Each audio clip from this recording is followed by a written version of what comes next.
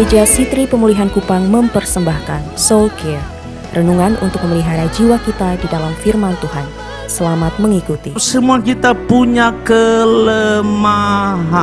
Dan Paulus bilang, demikianlah ayat 26. Juga Roh membantu kita dalam kelemahan kita. Ide tema tentang penderitaan sulit diterima orang. Paulus sedang bilang yang pertama, penderitaan itu universal. Semua orang mengalaminya. Sebab kita tahu bahwa sampai sekarang, anytime, anywhere, di mana saja saudara baca ayat ini, dia selalu present tense. Segala makhluk sama-sama mengeluh dan sama-sama merasa sakit bersalin. Paulus bilang all creation, bahasa Yunaninya sedang membedakan creation dan kreator, ciptaan dan pencipta, sedang membedakan antara yang lemah dan yang powerful, sedang membedakan yang terbatas dan yang tidak terbatas. Semua ciptaan, segala makhluk sama-sama mengeluh, sama-sama merasa sakit bersalin. Metafora yang Paulus pakai adalah semua orang mengeluh, semua orang menderita, semua orang menangis, semua orang sakit, semua orang punya pergumulan, beda-beda jenis pergumulan dan penderitaannya. Tapi tidak ada orang yang kebal terhadap yang namanya penderitaan. Ayat yang berikut dari pasal ini, ayat yang ke-23, dan bukan hanya mereka saja. Paulus bilang, saya kasih ingat dulu, jangan sampai kalian pikir, oh saya anak Allah, saya bait Allah, Roh Kudus ada di dalam saya, Roh Kudus pimpin saya lalu saya tidak menderita. Paulus bilang, no, itu bukan idenya. Paulus bilang, bukan hanya mereka saja, tetapi kita juga yang telah menerima karunia sulung roh. Kita yang rohani, yang melayani, yang disebut anak Allah, yang disebut bait Allah, kita juga mengeluh dalam hati kita. Dengan kata lain, semua menderita. Jadi penderitaan bukan hal yang baru.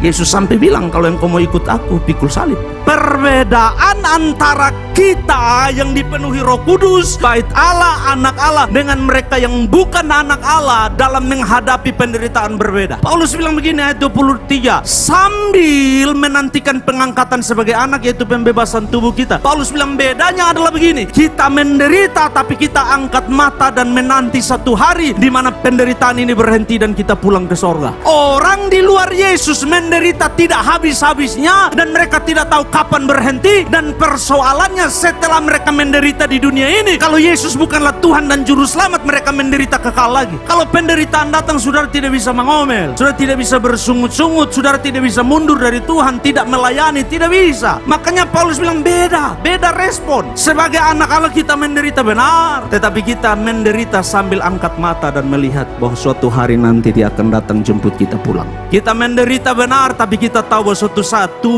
kemah tubuh ini, Paulus bilang, akan dibongkar. Dan setelah itu dibongkar, tidak ada lagi penderitaan. Yang ada adalah sukacita bersama. Demikian renungan Soul Care dari Gereja Sitri Pemulihan Kupang. Tuhan Yesus memberkati.